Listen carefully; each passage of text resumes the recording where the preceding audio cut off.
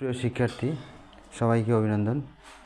লিখুন easy math education YouTube চ্যানেলের পক্ষ থেকে গত দিনের মতো আমরা অষ্টম শ্রেণীর গণিত বিষয় অনুশীলনী 1 ম্যাজিক বর্গ সংখ্যা সম্পর্কে আলোচনা করব।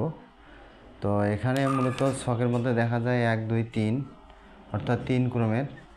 এই যদি ম্যাজিক বর্গ সংখ্যা আগে বের করতে হবে যে এদের যোগফল কত, কয় ইন্টু কয় স্কয়ার প্লাস 1/2।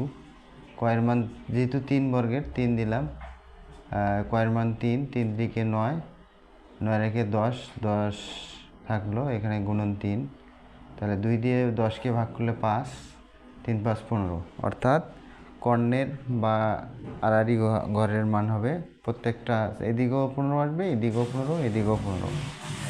তাহলে এখানে 5 দিলাম, এখানে দিলাম হলো 3, তাহলে আমাদের কত আসে 5 3 8, আর এখানে 7 দিলাম 15। আবার যদি এখানে দেই তাহলে 5, এখানে দিলাম 3, তাহলে 5 3 8,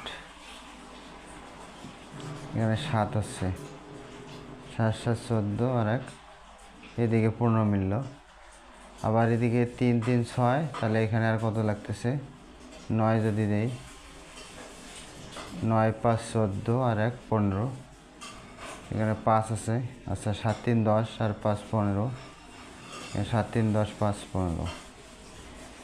তো এখানে দেখা যায় যে চারিদিকে, তাহলে এইদিকেও হলো 7 5 12 3 15, এখানেও 6 আর 9 15, 7 3 10 5 15, এদিকেও 15, 3 3 6 9 15, 3 5 15, 7 7 14 আর 15।